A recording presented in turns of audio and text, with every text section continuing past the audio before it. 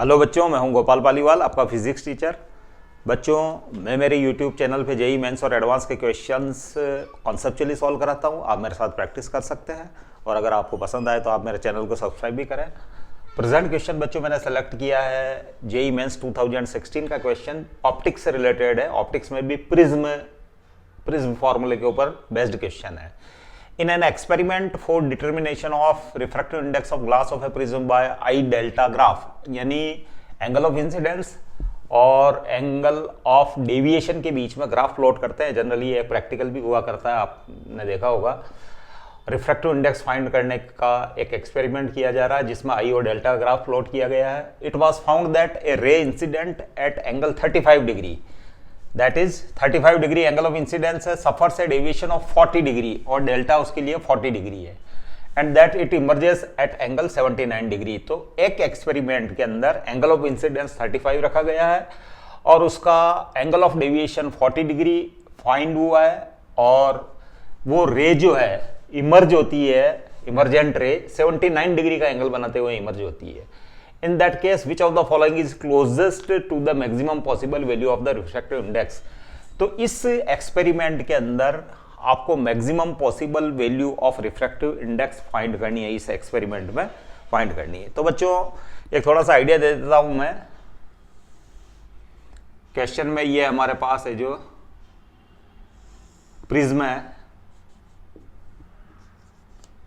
ये prism angle हो गया बच्चों, ये नॉर्मल हो गया, ये जो इंसिडेंट रे, ये जो रिफ्रैक्टेड रे या फिर नॉर्मल बना रहा हूं मैं, और ये इमर्जेंट रे, करेक्ट। इसको इन जनरल हम I1 लेते हैं, एंगल ऑफ इंसिडेंस, और इसको एंगल ऑफ इमर्जेंस है, ये इमर्जेंट एंगल, इसको हम I2 रखते हैं। इसके बाद इंसिडेंट रे को आगे बढ़ाते हैं और इमर्जेंट रे को पीछे की ओर रिट्रेस करते हैं, तो ये एंगल ऑफ डेविएशन डेल्टा मिलता है आपको, ये deviation, angle of deviation, correct. और delta equal to I1 plus I2 minus A होता है बच्चों। अब इसके अंदर है जो डेल्टा दिया हुआ है 40 डिग्री, एक सफर से डेविएशन ऑफ 40 डिग्री, तो ये 40 डिग्री है। I1 angle of incidence 35 degree plus I2, ये I2 है बच्चों, इमर्जेस एट एंगल 79, तो ये 79 है और ये 35 है, और ये एंगल ऑफ डेविएशन जो है ये 40 डिग्री है, करेक्ट। तो I2 79 माइनस A, तो आप इससे A फाइंड कर सकते हैं बच्चों, इससे आप A फाइंड कर सकते हैं। तो ये 40 डिग्री 114 डिग्री और minus A implies A equals to हो गया आपके पास 114 माइनस 40, ये हो गया बच्चों 74 डिग्री, करेक्ट। अब बच्चों हमको पता है, we know that A plus mu का फॉर्मूला जो है, म्यू रिफ्रैक्टिव इंडेक्स म्यू, वो है sine A plus delta M by 2, delta M angle of minimum deviation, correct, divided by sine A by 2, correct. ये आपका रिफ्रैक्टिव इंडेक्स फाइंड करने का है जो फॉर्मूला है, और इस फॉर्मूले से प्रैक्टिकल भी होता है, हमको पता होगा।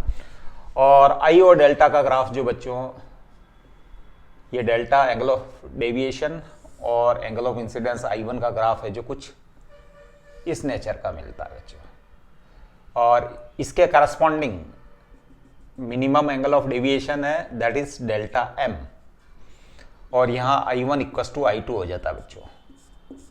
यानी in general for to values of angle of incidence delta is same. जैसे आप एक ओरिजेंटल लाइन प्लॉट करते हैं, तो ये एक A पॉइंट हो गया, ये B पॉइंट हो गया, तो यहाँ है जो एंगल ऑफ इंसिडेंस माना कि थीटा है, थीटा 1 है, और यहाँ कितना है, थीटा 2 है, ये थीटा 2 और ये थीटा 1, तो थीटा 1 और थीटा 2 के लिए डेल्टा सेम है, ये लाइन है जो शो कर रही है बच्चों, करेक्ट। अब बच्चों इस फॉर्मूले को देखते हैं तो delta M minimum angle of deviation है। इसका मतलब म्यू की वैल्यू जो है वो जो एक्यूरेट वैल्यू म्यू इसी फॉर्मूले से मिलेगी, और अदर देन क्योंकि ये एंगल ऑफ डेविएशन मिनिमम है बच्चों, तो इसी म्यू को बाय एक्सपेरिमेंट आप फाइंड करके, जो बाय एक्सपेरिमेंट है जो हम अगर लिखें बाय एक्सपेरिमेंट से फाइंड करें तो म्यू की वैल्यू मिलेगी आपको sine A plus delta by 2, ये एक्सपेरिमेंट से मिलेगी साइन ए बाई 2। और ये चूंकि इन दोनों में अगर इक्वेट करें, जैसे ये म्यू डैश, ये आपको म्यू डैश मिलता है, क्या मिलता है, म्यू डैश, ये बाय एक्सपेरिमेंट, ये किससे मिलता है, बाय एक्सपेरिमेंट, करेक्ट। अब बच्चों ये जो मिनिमम है, करेक्ट, डेल्टा एम, तो म्यू की वैल्यू मिनिमम होगी, यानी ये वैल्यू जो है डेल्टा इन जनरल, डेल्टा है जो इस एक्सपेरिमेंट में इन जनरल कोई भी वैल्यू ली गई है डेल्टा की इस ग्राफ से जो मिलती है, यानी उस पर्टिकुलर एक्सपेरिमेंट के लिए, तो ये वैल्यू तो बच्चों इससे तो ग्रेटर ही होगी। क्यों होगी, क्योंकि यहाँ डेल्टा एम आ रहा है न्यूमरेटर के अंदर, करेक्ट। तो हम लिख सकते हैं कि म्यू जो करेक्ट वैल्यू है वो लेस देन होगी दिस वैल्यू से, करेक्ट वैल्यू इस फॉर्मूले से मिलेगी डेल्टा बाई 2, और ये हो गया साइन ए बाई 2। ये पॉइंट समझ में आया बच्चों, ये तो एक्यूरेट वैल्यू जहां डेल्टा एम क्या है, मिनिमम एंगल ऑफ डेविएशन है, और अदर देन एक्यूरेट वैल्यू मतलब आप 3-4 है जो रीडिंग्स लेते हैं, तो उसमें से अगर किसी एक पर्टिकुलर रीडिंग जैसा कि इस एक्सपेरिमेंट में दिया हुआ वो फाइंड करें तो इससे तो ग्रेटर ही होगा, क्योंकि यहाँ डेल्टा एम आ रहा है बच्चों न्यूमरेटर के अंदर, और यहाँ डेल्टा यहाँ पे भी न्यूमरेटर के अंदर, लेकिन डेल्टा एम यहाँ मिनिमम है, तो इसका मतलब this value must be less than any other value, correct. जो है आपने 3-4 रीडिंग लिए उनमें से किसी वैल्यू से, किसी भी एक पर्टिकुलर वैल्यू से कमी होगी। तो बच्चों म्यू लेस देन साइन ए आपका दे रखा है 74 प्लस डेल्टा दे रखा है 40 बाई 2, और ये हो गया साइन ए बाई 2 यानी 74 बाई 2। अब बच्चों इसको सॉल्व करें तो ये आ रहा है 57, ये 57 आ रहा है बच्चों, 57, और ये आ रहा है 37, 35, 36, 37। अगर इसको सॉल्व करें बच्चों तो नियरली ये जो 1.39 आता है, क्या आता है, यानी mu must be less than 1.39। अब बच्चों आपके ऑप्शंस हैं 1.6, 1.7, 1.8 और 1.5, करेक्ट। तो बच्चों 1.5 जो है वो क्लोजेस्ट वैल्यू है, म्यू लेस देन, जो कि एक्यूरेट वैल्यू वो लेस देन 1.39, तो ये एक्चुअल में 1.5 इज द क्लोजेस्ट वैल्यू।